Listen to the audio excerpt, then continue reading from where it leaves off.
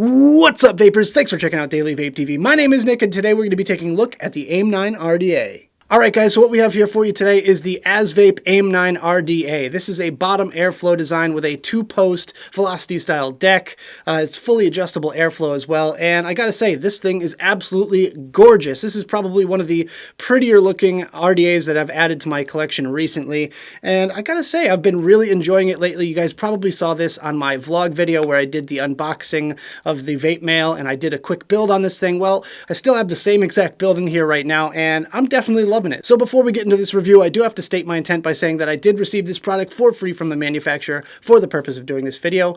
However, it has no monetary value to me, which means my opinions on it will remain honest and unbiased. With that being said, I would like to give a huge shout out and thank you to the people over at Asvape. They're the ones that sent this along to me for the purpose of doing this video. So thank you guys very much. I really do appreciate the opportunity to take a look at this product. So at the time of making this video, I'm really unable to give you guys too much information about it, considering the fact that I tried going to the website that's listed right here on the box, and it's currently unavailable. So with that, I don't even really know too much about this device, unfortunately. I don't know the specific dimensions, I don't know the materials that it's made out of, I don't know the color options or pricing or even where to buy it. So I'm gonna have to email the manufacturer about that one and get back to you guys. Of course, I will have all the links in the description below when I do find them out, and I will keep you guys posted as soon as I get that sort of information. But until then, let's go down to the close-up view and check it out.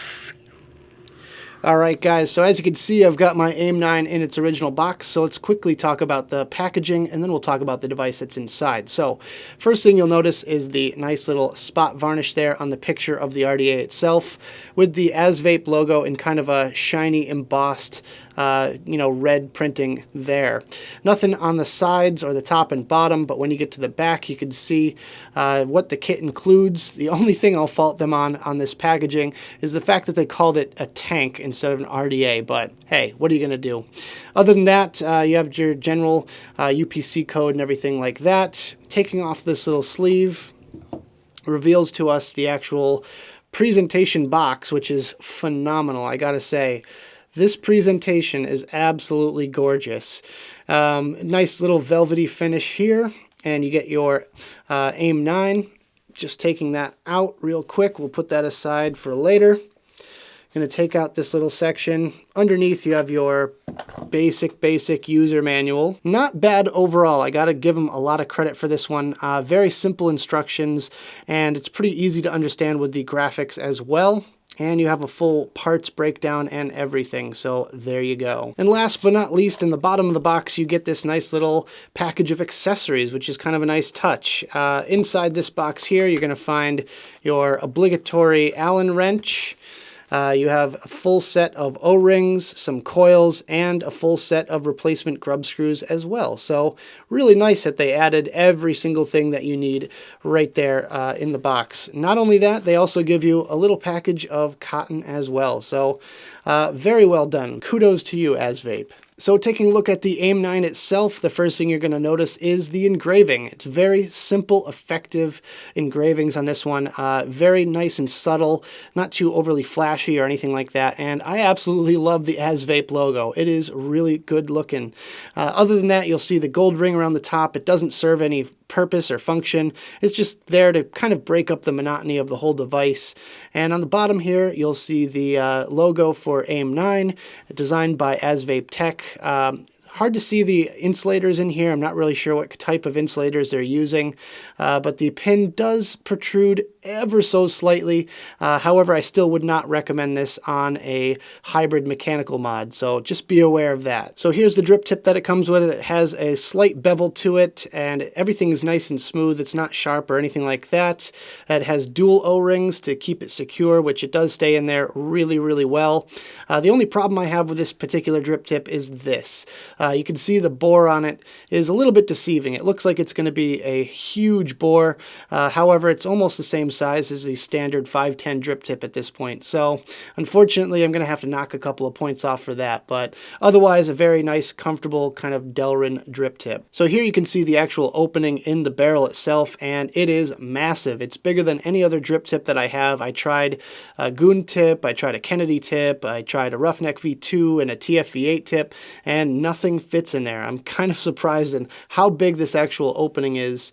You can kind of see the top cap section here. It's a bit thick to accept the dual O-rings of the drip tip, and that kind of closes off on the top cap section. It kind of makes it a little bit low on the actual posts themselves. On the inside here, there is a little bit of a chamfer up near the top. However, I feel like it needs to be a couple millimeters taller, but we're going to talk about that in a little bit more detail when we go over the pros and cons. Towards the bottom here, you can see the pancake style airflow or airflow control, and very small, thin little airflow slots there, but it is dualed on both sides. No option for a single coil, however. And finally, we have the build deck. As you can see, it's gold plated, or what appears to be gold plated. Just comparing this to some of the other gold plated decks that I've seen as of recently, I would say that it is in fact gold plated. With that, you can see this little slits in the airflow section, which is otherwise reminiscent of a Tsunami or a Kennedy. I do feel like it does make a slight difference in the smoothness of the airflow, so that's kind of a unique feature there. The other thing I really like about this build deck is these oval-shaped post holes. That is going to accept any modern build or multi-core build, if you will. Stuff like aliens and frame staples, anything like that for you builders out there. This is going to be a dream to build on. I'm not sure what type of insulator, however, it does look like PEEK insulators. It looks very, very familiar to me, so I'm going to say probably they're probably using PEEK insulators in there. The other thing you'll notice is the juice well. It's got a nice deep juice well. You can fit plenty of juice in there.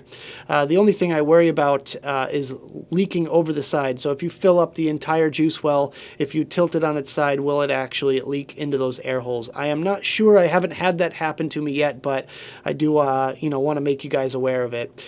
There you go. You can see the dual O-rings towards the base here. They hold the top cap section on really nice and secure, and there's the airflow section down at the bottom. Like I said, nice and smooth airflow. Definitely one of the nicer bottom airflow sections that I've seen as of recently. So that about does it for the close-up section. Let's go back to the main screen, have a quick vape on this thing, and we'll talk about it some more. Alright guys, I hope you enjoyed the close-up section of this video. Now let's talk about my personal thoughts about this device, some pros, some cons, and whether or not it's worth purchasing. Starting off today with the pros, and my first pro is the machining quality. The machining is excellent throughout this device. It's really top-notch. I personally am used to using a lot of American-made RDAs, such as the Velocity, or the Roughneck V2 by Rig, or the Kennedy, and this machining quality is almost up to par with those. I gotta say, I'm quite pleasantly surprised by how good this thing feels. It's very solid. The cap feels really nice and rugged, and just a nice thick piece of metal. Definitely doesn't feel like any other kind of cheaper RDAs that you get from China. And this thing is excellent all the way down to the build deck. Every single piece on this just feels really nice and solid to me. I don't feel like I'm going to bend a post or strip a screw or anything like that. So quite pleasantly surprised by that fact. So my second pro is the simple, clean look to this device. This thing is absolutely something of beauty just to even look at. The logo on the barrel here is very just kind of subtle and just simply engraved. It's really nothing too flashy or gaudy. It's got this one little gold band around the top here, which just kind of sets it apart, makes it a little tiny bit for your eyes to look at. And just even the gold deck and everything else about it is just nice and clean and simple looking, and that's what I like in an RDA. I don't like things that are too gaudy and flashy and just have a bunch of bells and whistles on it. All you need is a good airflow and good post style and everything like that, and this definitely has it. My third pro today is the build deck. The build deck on this thing is great. It's very simple and clean, Velocity style build deck with big chunky post holes that you can fit a lot of the different modern style builds in it. If you want to do frame staple fused Claptons, if you want to put alien wire, if you want to put a simple 24 gauge build in, whatever you want to do, it's going to be able to take it no problem. You can span your coils all the way across and it's going to fit no problem because it's 24 millimeter, and it's got that kind of over-under dual screw per post style like the Velocity, so you can lock in each individual coil by itself and then tune it up as you wish, which is really easy and makes for building really great. So that is definitely a pro in my book. The fourth pro I have is the gold coating seems seems really nice and solid.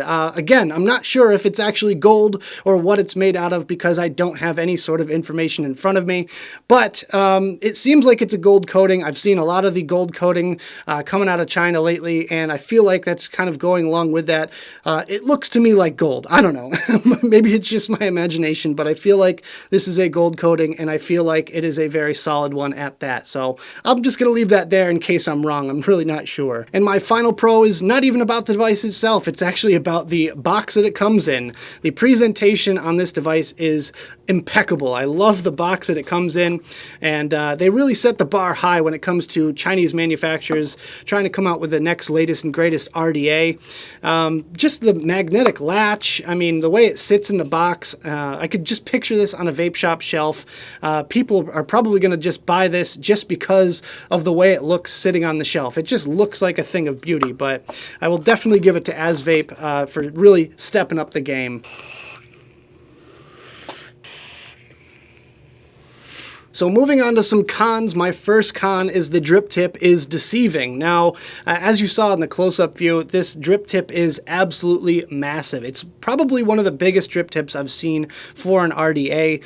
The only thing I could really compare it to would be like the Buddha or the Mason or something like that. I tried all the different drip tips I have in front of me, and none of them fit. It's bigger than the Goon, it's bigger than the Kennedy, it's bigger than the Roughneck V2, and yeah, I'm kind of out of options as far as drip tips are concerned on this one here, and it's kind of unfortunate because the drip tip that comes with it is a little bit lackluster. It has a very narrow bore, very similar to an actual 510 connection, so I don't understand the reason why you want to put such a big chunky drip tip on it, other than the fact that it might, you know, hold in a little bit of heat. It's gonna kind of keep the heat off of your lips a little bit, but I just don't really like it. I wish they came with a much wider bore. In fact, I might actually drill this thing out myself and do a little modification on it so that I get a little bit better bore out of it. Considering the amount of airflow that it has coming through the bottom, it doesn't really help its situation by narrowing it down all the way at the top at the drip tip. My second con is that it tends to leak out the air holes. Now, this is a problem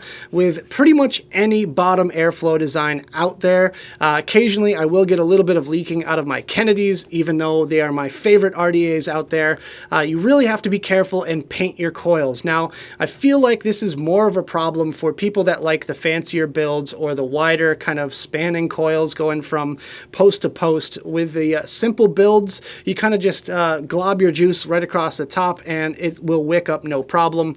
I did see Vaping Vic's review on this, and he said that you can do it right down the drip tip. I've tried that, and I somehow get it to leak every single time. I feel like it just kind of catches on the backside of my coils and just drips right down the airflow section. I don't know, maybe it's just my own problem, but I feel like you have to kind of carefully paint your coils with this one. Otherwise, it's just going to leak right out the airflow section. My third con today is more of a technical con because I feel like it just needs a little bit more clearance at the top cap. Now, if you take out your drip tip and you have your coils seated pretty much at the top of your posts, you're going to notice that the coils actually sit almost right next to the top cap itself, which kind of leads for a kind of a choke point, more or less, when it comes to your airflow. I like to have a big blanket of air just kind of wrapping around both sides of my coils when it comes to bottom airflow RDAs like this.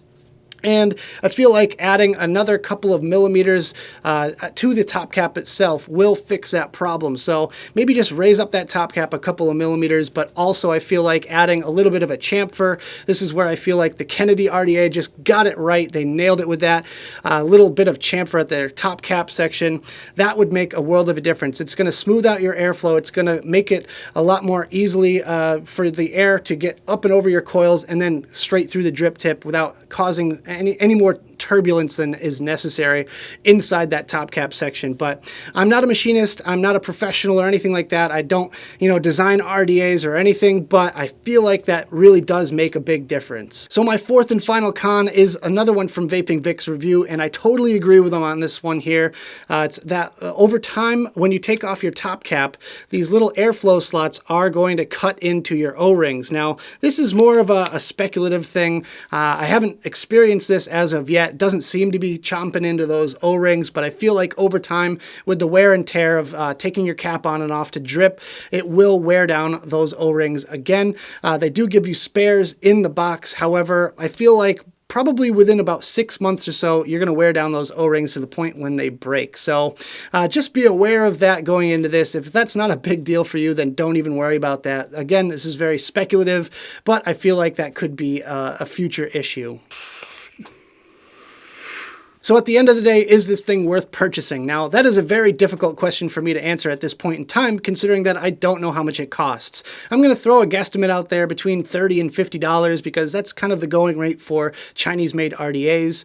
So if it is, in fact, between that price range, then yeah, I would say definitely go out and pick this thing up because it just kind of adds a different dimension to your kit, especially if you don't have a bottom airflow RDA. And it's just something of beauty. It's something to look at, and it's really nice, and it looks great on pretty much anything you put it on. However, if it's any more than $50, I would say that's a little bit too steep, considering the fact that you can get, a Tsunami out there for pretty cheap, or even like if you want to spend an extra couple of bucks and go with something that's American made, then you can get a Kennedy for, right around the $100 range. But yeah, that would be pretty much my limit, is about $50 for this device here.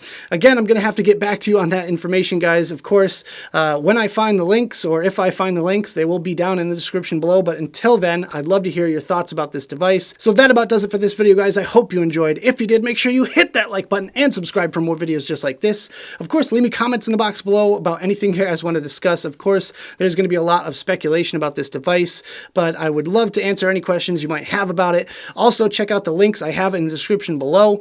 Thank you guys so much for tuning in, and as always, vape on.